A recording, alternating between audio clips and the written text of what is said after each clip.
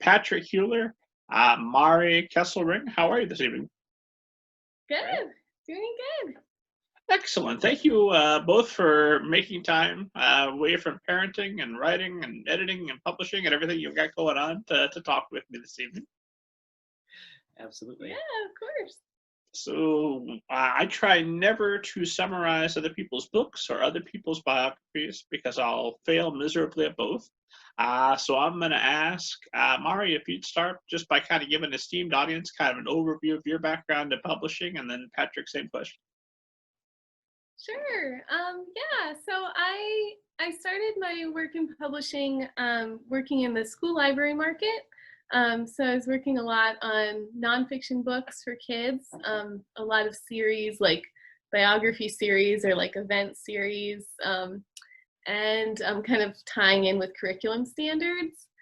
So I did that for a while, and then more recently I've had the opportunity to work on fiction.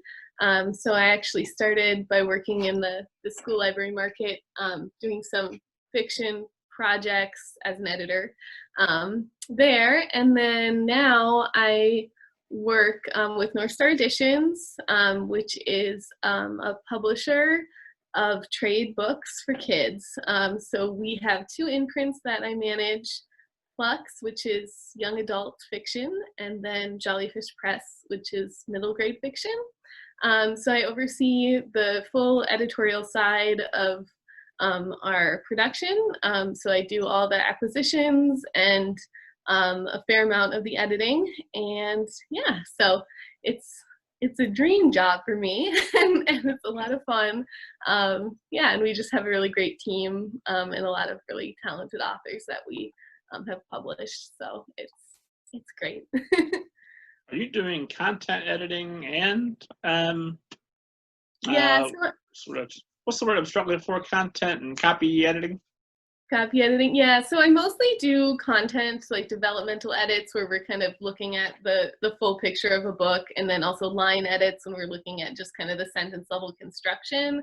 I don't do much copy editing or proofreading. We usually freelance that work out. So yeah, so it's mostly just a lot of like back and forth and working with the author to kind of make sure that everything is cohesive and looking good with the plot and character arcs and all that fun stuff. Oh, you're living the dream. That sounds amazing. And Patrick, same question to you. Yeah, so not an editor at all, author. I went to grad school at the University of Minnesota, got my creative writing degree, my MFA, really in fiction. Spent 3 years writing actually 2 manuscripts, 2 books. The original plan was definitely not to be writing for kids. I always thought I was going to be primarily a short story writer of literary fiction for adults. For better or worse, I basically thought of myself as that kind of person who would write those stories that show up in the New Yorker, which are about people who nothing really happens in the stories. It's all about who they are. And I love those kind of stories in college. I fell in love with those kind of stories in college and thought that's what I would do. And out of college, I was hired to write for the school library market. And specifically, I started getting books. I was asked to write books for reluctant readers, a high-low kind of book. So for high school age content, but maybe a 3rd or 4th or 5th grade reading level. And so I was all of a sudden, for the first time ever, thinking about things like a plot and how to write a page turner and what is it that makes kids turn the pages, or readers in general. And it was through that I have published almost all of my books, not through the school library market, but I've ever since been writing books with that in mind, almost always for middle grade or YA audiences, and thinking about how do I write the kind of book that kids burn through. They just can't wait to read the next page. And now that you are a tremendous success in the world of middle grade fiction and young adult fiction, will you eventually go back to short stories? Yeah, I've never truly stopped. I actually have published several of stories that I both wrote in grad school and since. And they are those kind of stories that I just talked about. about the sort of the internal stuff that's going on in characters' lives. But it's a lot harder to write those kind of stories, I think, for two reasons. One, with what's going on in the world right now, the story starts to feel kind of like middle class white problems story, and that just feels strange right now to be writing that story. But more than that, I just feel so busy. I'm a full-time teacher and I got a kid and so forth, and so I got to motivate myself to get to the computer. And so it's more fun to imagine fast-paced, action-filled narratives than to sort of do the sinking in that I had to do to write the short stories, which also, the short story collections are very unlikely to get picked up by agents or by publishers. And so you're kind of just doing one-offs and then waiting months and months to see if they get published in a journal.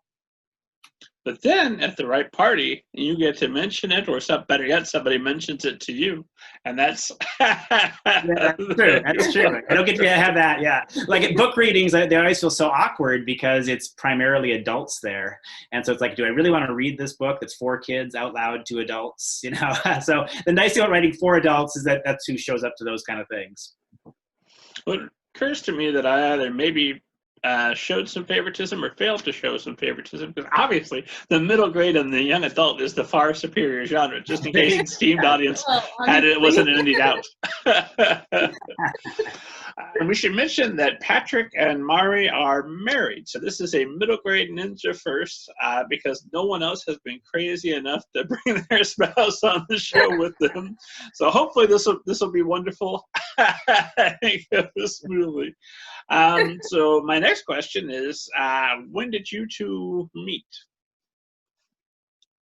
And how? Well, I will say, I think she was smitten with me before I was smitten with her. Oh my God. Well, no. Yeah, well, we met, it's actually super kind of dorky, sort of, like, so we were both on the literary journal at our college that we went to, Hamlin University, and that's how we met. Like, can you think of a more like nerdy writer editory like story? Should we share the fun fact? Like, oh, well, yeah. Yeah. So I am an identical twin, and Mari is also an identical twin. So she was a little bit behind me in school, and so we were all at Hamlin together, and she had heard of these Hueller twins. Is that right? Yeah. But let me clarify that I was behind you in school because I'm younger than you. Oh yeah. Yeah, I would say ahead of me intellectually. Important point of clarification. My sister and I both went to Hamlin, and then we had heard that there were identical twin boys at Hamlin like a couple years ahead of us, and so we were kind of like a little bit on the lookout for them, like, oh, that's interesting.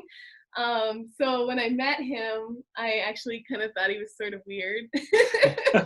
Correctly, yeah. But yeah, we worked on the lit journal together, and that's how we kind of got to know each other. But we didn't actually end up dating until like we'd both been graduated for some time. Yeah, we were both spoken for throughout college. Yeah. And then did your siblings also date at least? Go out once? That's right, they're not married. No. Unfortunately, for reality TV reasons, I really wish that were the case. But we could have had our own show. Well, now that you've got progeny and they can see how well the genes work, right? Yeah. I don't think that's how science works. We're English people, so we don't really know, but I don't think so either. Yeah. And you have a child together that's a singleton, right? Yes. Thank goodness.